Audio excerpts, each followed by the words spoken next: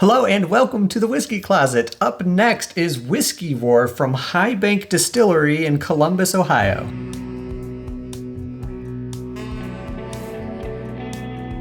I'm sure I've talked about this one before on the channel, but there's a bit of a story, and I'd like to tell that story again.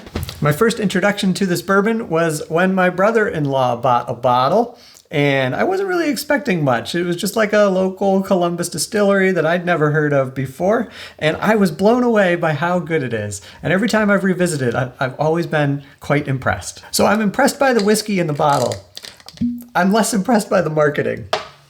They've got so much bullshit on their website where they're trying to claim some connection to history. They don't have any connection to history. Your distillery doesn't have to be historic to make good bourbon. I could find basically no information at all about what's in this bottle on their website. The bottle itself says that it's 116.5 proof. It is barrel proof. That's wonderful. It's a blend of straight whiskeys, handcrafted in small batches. This, for what it's worth, is batch number 24. There's a whole bullshit history story on the side that means absolutely nothing, and that's it. This bottle doesn't even say where it was distilled, which honestly I thought was like a legal requirement, so shows what I know. So the most information I could find on their own site is that it is a blended rye-heavy blend. I found some other information on other reviewer websites, and who knows where they got this information, that says that it's basically a boo rye. One site even went as far as saying that it's two different bourbons and a rye blended. Another source says that it's probably MGP and occasionally maybe also something from Tennessee, possibly a Dickel. But again, I couldn't verify any of that. But who cares? It's the whiskey that really matters.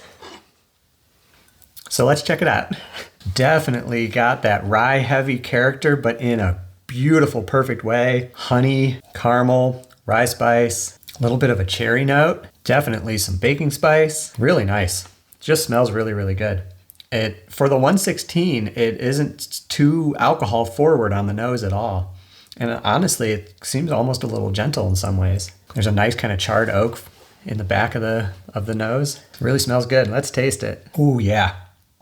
The proof is on the palate. After that first sip, the oak notes are definitely enhanced on the nose. Beautiful, nice sweet corn, and then blooms into spice.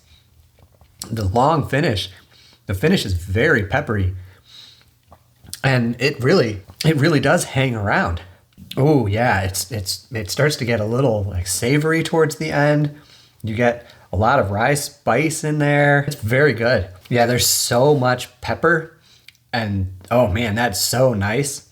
There's also a little like a hint of tobacco, subtle but kind of sweet tobacco. It is all about the finish here. The upfront flavor is just kind of a sweet corn, not too special. And then the rest of the sip is really, really fun. Little hint of a fruity note in there, kind of subdued underneath all the spice. High Bank Whiskey War barrel proof. You can get this in Ohio. I don't know what other markets it's in. I believe it's still only $55. It's gone up a bit since I bought this bottle, but not that much.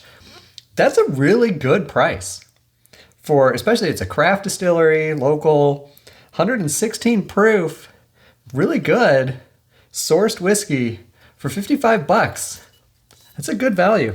We're gonna taste it against last week's, which was the Wilderness Trail High Rye. Two high ryes going up against each other.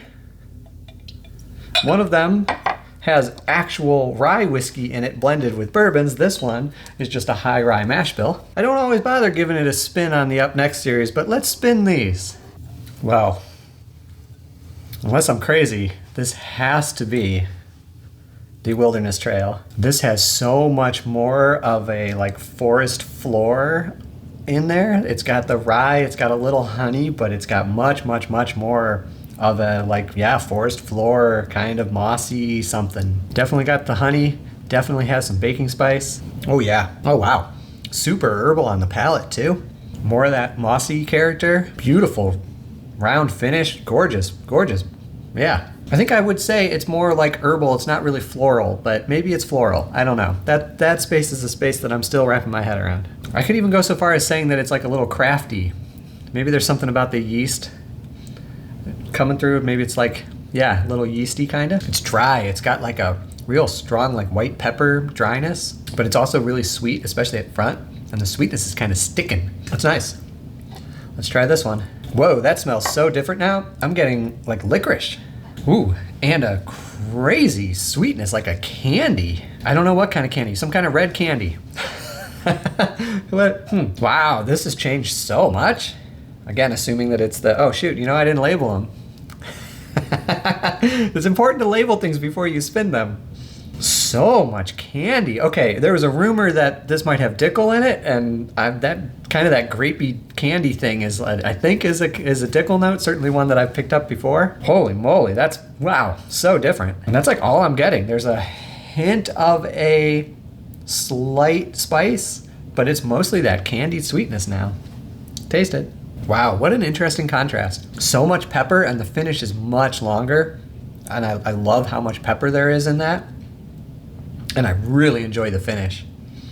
But it's simpler in some way too. Maybe just the front of the palate is so kind of a simple sweet. Really odd how it can be very simple on the one hand, but also so peppery and long at the same time. This one felt much like richer and thicker. That's great. I'll go back to the first one, which is definitely the Wilderness Trail. Yeah, so herbal. Wow, tough to pick here. The Wilderness Trail is so much more integrated and in some way richer. It's got a much more like layers of flavor happening, but it's also really, really founded on that mossy herbal thing. Whereas the Whiskey War is simpler, but it's got that strong peppery impact and this nice long finish. Right now, I would pick the Whiskey War. All right, this was Up Next with Whiskey War. Next week is going to be one of my favorites, I think. It's Jack Daniel's Single Barrel, Barrel Proof.